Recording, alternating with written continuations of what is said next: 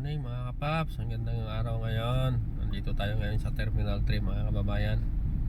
Nakakuha tayo agad ng pasahero galing ng Camarin mga kapaps. Magandang araw sa inyo lahat mga kababayan. Mga OFW dyan sa Amerika, sa Europe, sa Asia. Magandang araw sa inyo mga kababayan, mga kapaps. At nandito rin sa ating bayan, sa Luzon, Visayas at Mindanao. Good morning sa ating lahat mga kababayan, mga kapaps. Nawa na sa mabuting kalagayan tayong lahat mga kababayan.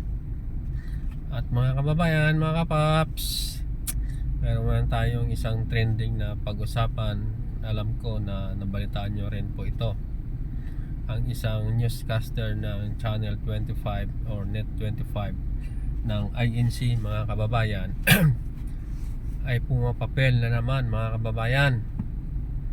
Naalala nyo ba yung sinunog ng mga kapulisan at nandun si PBBM sa pangyayari doon sa Tarlac mga kababayan, na nasunog ang mga shabu.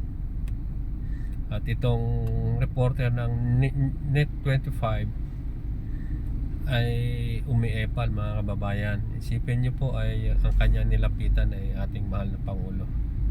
Alam naman natin na pag mga ganyang sitwasyon may mga protocol yan at may mga rules, diba mga kababayan? Kung ikaw ay isang reporter, hindi lang naman siya ang reporter doon mga kababayan marami po sila, pero siya lang talaga ang tumakbo at harangan ng ating presidente. Sa doon po sa nakikita ko mga kababayan ay wala ho siyang etiquette mga kababayan. Professional ka, journalist ka, tapos gano'n ang asal mo mga kababayan, na lumapit ka sa isang presidente. Kaya hinarang ho siya ng presidential group ng ating presidente, kasi maling-mali po ang ginawa niya mga kababayan. Isipin mo, pupunta mo yung presidente at gusto mo i-interviewin, umiepal ka, pumapapil ka. So wala sa oras at wala sa tamang oras, sa tamang tempo, di ba?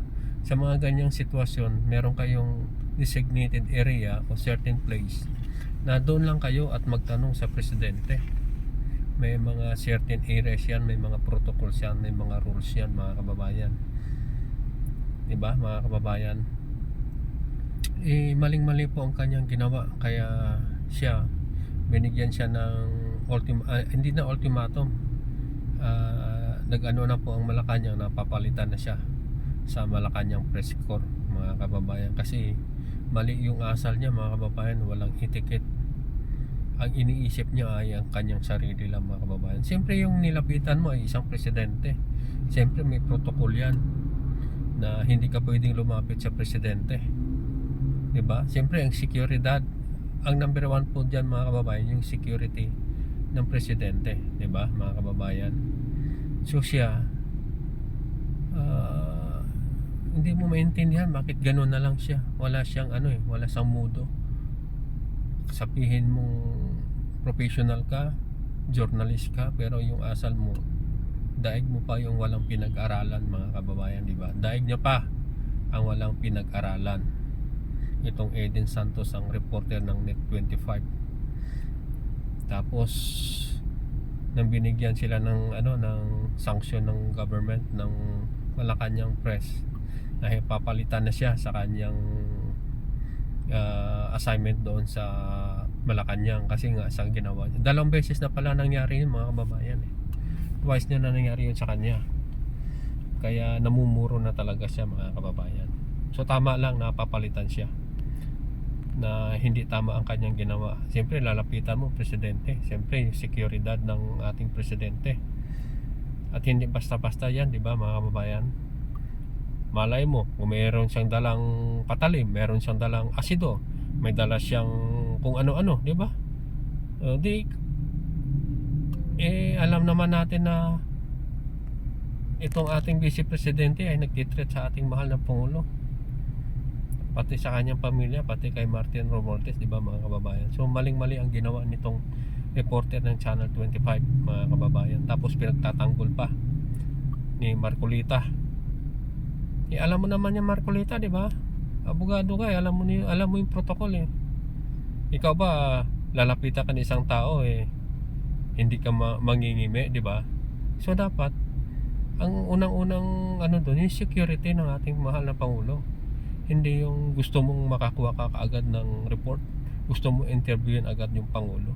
Meron kayong certain area, may certain place kayo na ibinigay para sa inyo at magtanong kayo kung ano ang gusto nyo tanungin sa mahal na Pangulo. Di ba mga kababayan? Sumusobra na itong Net25, itong si Eden Santos eh. Hindi naman lahat ng Net25 ah. Itong reporter ng Net25 ay sumusobra mga kababayan. Kaya maraming salamat kasi nandun po ang pag-iingat ng Panginoon pa rin sa ating mahal na Pangulo. Kaya hindi tama ang kanyang ginawa. Wala siyang mudo, wala siyang etiquette, professional pa naman siya, daig niya pa ang walang pinag-aralan mga kababayan. Kaya hindi tama ang kanyang ginawa. Hinarangan pa nga siya ng PSG kasi sa mali niyang ginawa mga kababayan. Tapos ito si Marcoleta saka si Tonying naman eh. Ikaw naman paring Tonying eh, nagdaan ka naman sa field reporter, nag-reporter ka naman ng ABS-CBN. Alam mo naman yung protocol, di ba? Hindi naman yung kung sino-sinong tao ang kanyang lalapitan, presidente yon. Pag yun naman ipagtanggol, mali na nga ang ginawa niya eh. Maling-mali yung ginawa niya. Kahit kaming simpleng mamamayan, maling-mali ang kanyang ginawa. Dapat nang palitan siya. Hindi sinasabi nyo yung freedom of press. Hindi naman kayo ino-oppress, di ba? Ino-oppress ba ang freedom of press? Hindi naman ah. O nung panahon nila Duterte, yung Rappler, di ba? Tinanggal nila ang Rappler. Sila ba tinanggal? Hindi naman sila tinanggal, di ba? Nandun pa rin yung Net25. Ang ano lang doon, palitan nyo ang inyong reporter. Yung Rappler nga, hindi nyo ng panahon ni Duterte pinaalis nyo, di ba? Wala nagreklamo ba? Wala, di ba? Wala nagreklamo eh. Kayo kayo nung reklamo eh.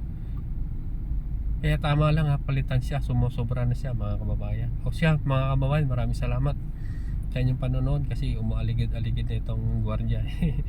Maalis na tayo rito mga kababayan. O sige, please like and share mga kababayan. Ingat po kayo sa inyong kinalalagyan, sa inyong hanap buhay, lalo na sa OFW natin. Maraming salamat po sa inyong panonood mga kababayan. God bless us all. Okay, bye bye.